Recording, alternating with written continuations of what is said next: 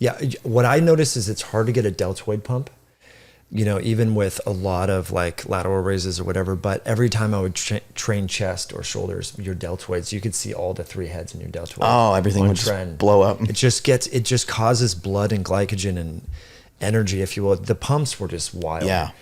So whatever, if you could create a peptide that didn't have the downside side effects right. of tren, but had that pump, I mean, people would love that. I also wonder how bad tren is in like smaller amounts. It seems like there's not an amount that's viable. Yeah, maybe. It seems like even in smaller amounts, it seems like it's not. Yeah, it seems like it's just kind of a junky drug that works well, but yeah, it's not hard on the liver, thankfully. Like Anabol, Dianabol, and Winstrol are pretty hard on the liver. But Anadrol. Sorry, right. Yeah, I screwed that up. But I think it's hard on the kidneys. Right. Yeah, tren. Yeah, that's what I hear too. And then it's really suppressive on the entire HB axis. So the crash post cycle is really hard. I remember my libido was like shit for 6 months. That's an interesting one, you know, because a lot of times people get on TRT and they're thinking like that their libido or their erections and all these things are going to be better. And a lot of times that is what people see, especially in the beginning. But then you have to really like fucking balance everything just right in order for all those things in the bedroom to work the way that you're looking for. Right.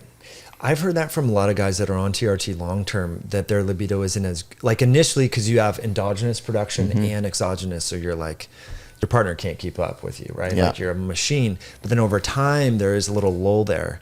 So I wonder what that is. Well, I think you start getting into the shrinking of the testicles has to play some sort of, I mean, you don't want to shrink your package, you know what I mean? Like your balls are still part of the whole package, right? Yeah. And I think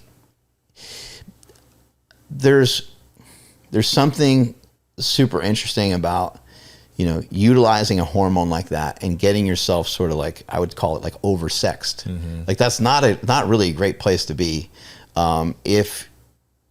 Depending on your situation, you know, if you're married and you're used to your marriage and you're used to your relationship with your wife a very particular way, and then boom, you start injecting testosterone, you don't really communicate with her about it, that could lead to a lot of issues as well. So the people have to be like, they got to be really careful. It's definitely like a balancing act, but I think there's something that's not great about overstimulation. Right.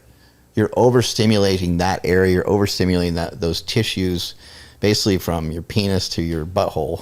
You're stimulating that kind of whole area. And that overstimulation and oversaturation of those fibers over a long period of time probably just isn't great. For sure. And then I think it speaks to the fact that when we think about libido, we characterize that with testosterone, but there's probably other ancillary factors or signaling going on. Yeah. So if the testes are really atrophied, then maybe that plays into the functionality or the libido aspect of it.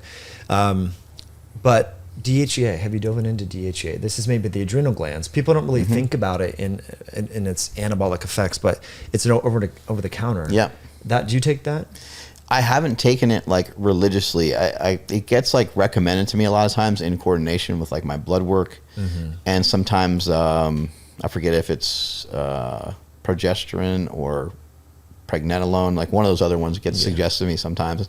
And I've done them before, but I always stop because I'm like, I don't really know what this is doing. But what does DHA really do? What do you think? Well, I mean, this starts to decline in your 20s. It's one of the first hormones that declines, and it's really important for women, but also men as we get older. So I think because it's over the counter and it's so cheap, people don't think about it. But for me, that's kind of my TRT. So I take 40 milligrams of DHEA. So for men, you want to think about 10 milligrams per decade of life.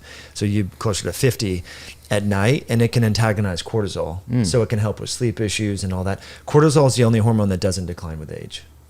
So as we get older, more and more cortisol gets released. And so we want to mitigate that somehow, and DHEA can help.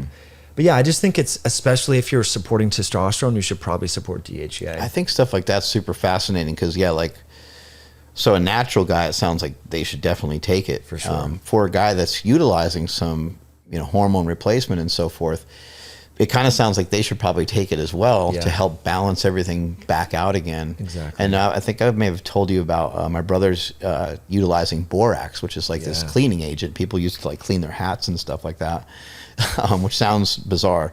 But borax is just a more bioavailable version of boron. Mm-hmm. And it can my brother sent me like his blood work, and his free testosterone was like 90. Wow. It was like something crazy. So Yeah. that's what that's supposed to do. That's supposed to help Liberate. increase your free testosterone. Now, I don't even know if that's a healthy thing to do or a good thing to do. I have no idea, but it's just, that kind of stuff fascinates me. Totally. And then I think D-aspartic acid too does a similar thing. There's a few supplements that have paired boron with aspartic acid. And then remember ZMA, zinc, magnesium, and aspartate? Balco Labs, yeah. That was popular. You still see those products out there.